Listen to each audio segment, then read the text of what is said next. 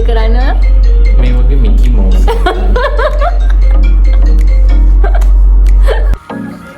ඇත්තටම යන්න අය හදන්න මාව මිකි මවුස් කෙනෙක් කරන්නද? හරි. ඔයාලා බලන්නකෝ මේ ෂූට් එක ලස්සනයිද කියලා. මේ ෂූට් එක කළේ උදිත උමේෂ්. ඉතින් උදිත උමේෂ් ගොඩක් මහන්සි වෙලා මං ආස විදිහටම ලස්සනට මට මේ ෂූට් එක කරලා දුන්නා.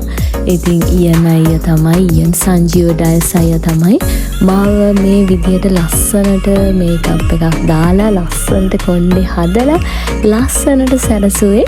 ඒ වගේම මේ ලස්සන කොස්ටියුම් එක හදලා දුන්නේ මගේ ආදරණීය රුවන් චාමර අයියා. ඉතින් හැමදාම වගේ මට ලස්සන ඇඳුම් හදලා දෙනවා.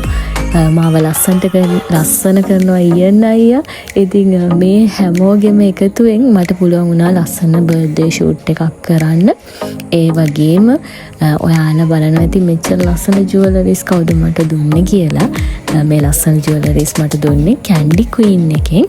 ඉතින් එයාලත් හැමදාම වගේ ලස්සන ජුවලරිස් නිර්මාණය කරන්න ඉතාමත්ම දක්ෂ කට්ටියක්. ඉතින් එයාලගේ අනුග්‍රහයක් ලැබුණා මට මේ ලස්සන ෂූට් එක කරන්න. ඉතින් මේ හැමෝගෙම එකතුවෙන් මට පුළුවන් වුණා මං ආස විදිහට ලස්සන ෂූට් එකක් කරන්න. ෂූට් එක දැක්කාම හිතෙන්නේ නැහැ නේද මේ වගේ පුංචි තැනක් කියලා. ඉතින් උදිතගේ දක්ෂතාවය නිසා මට මේ විදිහට ලස්සන ෂූට් එකක් කරගන්න පුළුවන් වුණා. ගොඩක් අය සුබ පතලා තිබ්බ මට. ඉතින් ලස්සන දවසක් ඇත්තටම උපන්දිනයක් කියන්නේ වයසට යනවා තමයි. හැබැයි ඉතින් උපන්දිනයක් කියන්නේ අවුරුද්දට එකපාරයිනේ.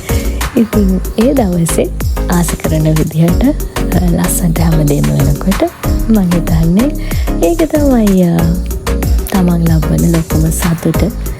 ඉතින් මටත් ඒ සතුට එදා ලැබුණා.